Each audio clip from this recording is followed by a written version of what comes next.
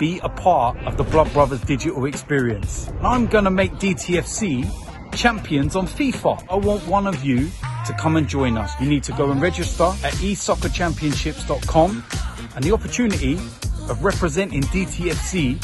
We let our football do the talking, whether it's on the pitch or whether it's digital. United stand was easy, 7-0, and AFTV 5-1 in the final. Hey, DTFC! Football. I told you. Oh my God, blood, look at this guy. Who's going to finish bottom? You, blood.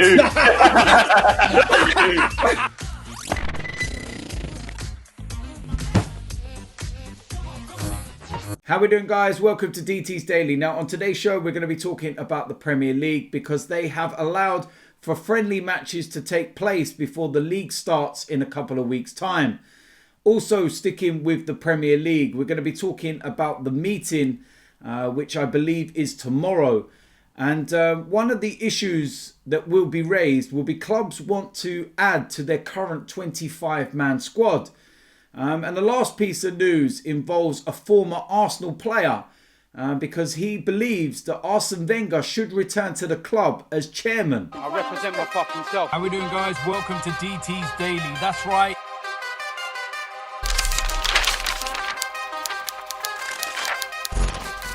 So the first place we're going to start is that news that clubs in the Premier League have been given the green light to have friendly matches to try and get them up to speed before the season resumes in a couple of weeks' time.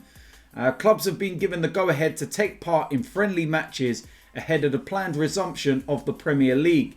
But venues must not be more than 90 minutes away and players must travel in their own cars to and from fixtures whilst wearing the kit that they will play in. The PGMOL referees and assistants are yet to be tested for COVID-19. So for now, clubs' coaching staff will referee the matches. It's hoped that the country's top referees will be available to officiate in the week before the planned return to match action on June the 17th. If held at a stadium, players will enter via the players' entrance and walk straight onto the pitch before warming up. Dressing rooms will not be used. Premier League clubs were cleared to resume contact training last week, paving the way for competitive action to resume later this month. The league is provisionally due to restart on Wednesday, June the 17th with Man City versus Arsenal and Aston Villa versus Sheffield United before a full round of fixtures the following weekend. So that's a bit of an interesting development, and what I will say is that I've seen Liverpool have already played a friendly match. Now, I didn't actually see who they played against. The only reason why I saw that they were playing was because everybody was sharing a clip of Firmino missing a very, very easy chance. And I suppose you've got to put that down to him being a bit rusty, but he seems to still be having a problem with scoring at Anfield. But look, they're just going through the motions, getting that fitness level up, and trying to prepare themselves for when the league starts in a couple of weeks' time. Of course, Liverpool, they could actually go into their first game knowing that one win would win them the title because Manchester City play first, of course. That's their game in hand. And if Arsenal were to beat them, then Liverpool only need one victory. I don't know who they're playing in their first game, actually. We're waiting for the fixtures to be released. But yeah, 1, 2, it's not going to take that long before they win the title. It's as simple as that, really. But it'd be interesting to see who teams play against. I'm presuming they might get sides that they're not going to be facing in the remainder of the season. But then you've also got to take into consideration the 90-minute travelling distance. So you're looking at that and you're probably thinking, I don't know, probably up to around about the Midlands area from London. I could do it in an hour and a half, that drive. I don't know whether that's kind of legal, but yeah, you're probably looking in and around the London area. I don't know whether they would get matches against lower league, clubs. I'm presuming not, because there's not going to be the testing that there is with the Premier League and everything. So it will have to be Premier League clubs, and the London sides and whatnot. Then they're all going to have to probably play against each other. So that'd be interesting, and I'd like to see what some of those matches are and what the results are as well. And I'd like to see some footage, because from my own personal opinion, looking at Arsenal, I'd like to see which players look quite sharp in training. We've seen some videos on Arsenal.com recently, and some of the players do look sharp. But it'd be nice to see that in match mode. And ultimately, when it gets to playing the proper matches and the Premier League games, it's going to be a different level. But it'd be nice to get some minutes under their belt, that's for sure. Next piece of news, sticking with the Premier League. And of course, there's that big meeting tomorrow. And one of the issues on the agenda is registering new players to 25-man squads will be on the agenda for the Premier League clubs to discuss at the 2 upcoming shareholders meetings ahead of the proposed restart on June the 17th. Some clubs want to be allowed to add players to the list they submitted in February for the second half of the season, as some of those squad lists omitted players with long-term injuries who have now recovered. Among those that could feature are Aston Villa's Tom Heaton and Newcastle's Paul Demet. There could also be players returning from both domestic and international loans if new agreements are not reached. But changing squads at this stage of the season could give some clubs an unfair advantage. FIFA and IFAB have said teams will be able to use 5 substitutes instead of 3 when the season restarts. But some clubs believe that would give an unfair advantage to the richer ones perceived to have stronger squads. Chelsea are also proposing that clubs should be allowed to name 9 substitutes instead of 7 for the restart of the season. That's mad. 9 substitutes.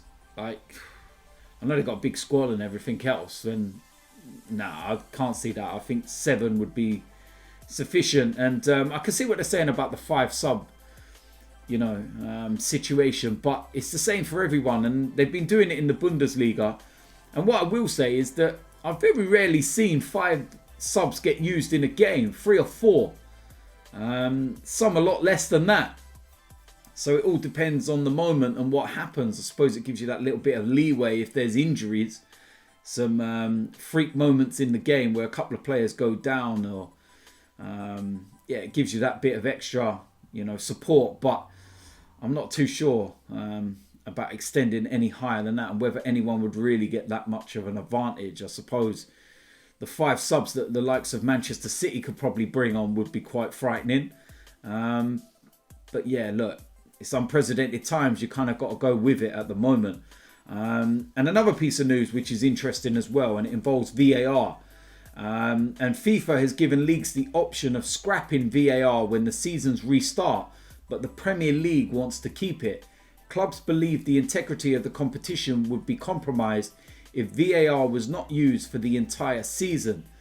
So, look, I agree with what they're saying there, because you can't have VAR for, 3/3 of the season, and as we get towards the end, you say, right, we're going to scrap it. We know it hasn't worked, and we know there's been issues, but you can't get rid of it for the remaining 9-10 games, because, there could be certain incidents in there where you wish VAR was in, and then you look at games where they might have been harshly treated by VAR, or there's been a mistake, and you just have constant arguments. Again, let's just complete the season and, keep everything the way that it was before.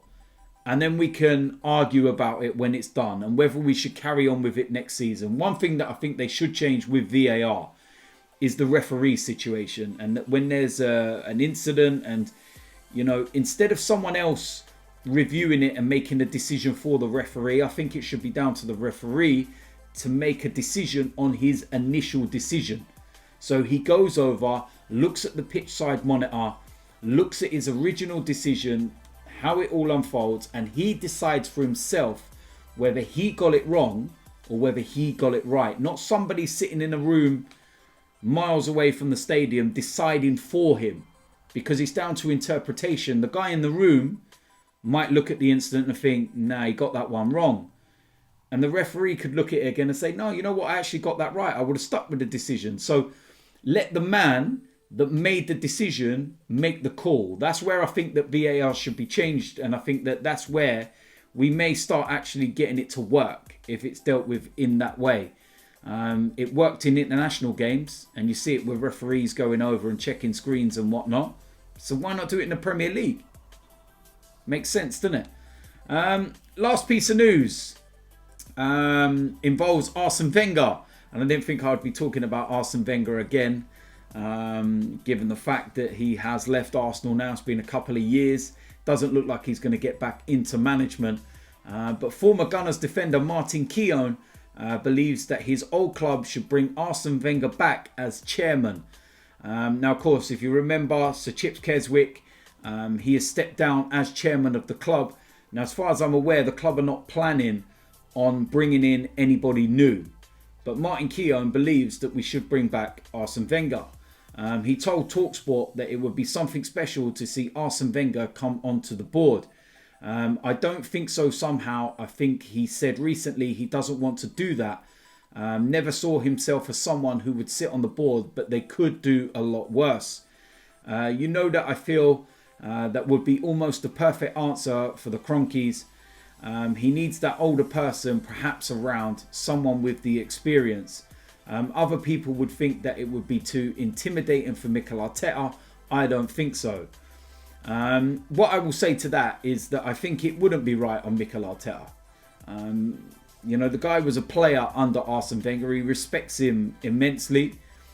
And it wouldn't be right, because it would be like the Sir Alex Ferguson situation. And you can't stop him going back to Manchester United and watching games and whatnot.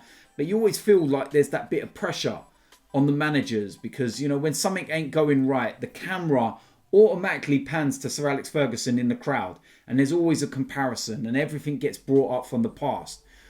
And we don't need that. It's done. You know, the story's over with. Arsene Wenger, for me, it's done. The story's been told. He had an unbelievable time at the club. One of the most successful managers in the history of Arsenal Football Club. There will be debates about it long after I'm gone. You know, Arsene Wenger, George Graham, Herbert Chapman. The three most successful managers in the history of Arsenal Football Club. It's as simple as that. Some of the stuff that I've witnessed, I can't thank him enough. It's unbelievable. The invincibles and the doubles and some of the players like Henry and everything else. Amazing. But I've also witnessed some horrible times towards the end of his time at the club where he overstayed his welcome. You know, after Hull in the cup final, perfect example, should have stepped down. You know, would have gone out the complete hero. But let's have it right. He was sacked. He was sacked. Okay? The Cronkies gave him an ultimatum, and it was very simple. You announce that you're going to leave, and we'll give you the big farewell that you deserve, to be honest with you. Despite those last few years, he deserved to go out with his head held high, shall we say. And they gave him that option. Or he can dig his heels in, don't want to leave, and he's going to have to get sacked. And then he has to go out through the back door, and it don't look good after all the years of service and everything else. So, not for me. I think that it's a new time, new beginning, and let's leave the past in the past. Let's look back on some of the things that Arsene Wenger done, the good times. Let's look at that. You know, let's not focus too much on the negativity and the bad things. What's been said has been said. What's done is done. He's no longer at the club. It's still, for me, the best thing that ever happened with him leaving. And yeah, it's going to take us years to rebuild and everything. But a lot of the reasons why we need to rebuild is because of the mess that him and the Cronkies put us in the first place. And it's as simple as that. So I don't want to say no more on the situation, but I don't agree with Martin Keown, and Arsene Wenger should not be coming back to Arsenal. It's as simple as that. So there we go. That is it for today's DT's Daily. As usual, let me know in the comment section what you think about today's topics, especially that Arsenal one. Would you take Arsene Wenger back as chairman, or do you think that it's time to leave the past in the past and let the club move forward and let Mikel Arteta get on with his job? If you're new around here, hit the subscribe button. Make sure you smash a like on this video. I'll see you lot tomorrow. I'm out of here.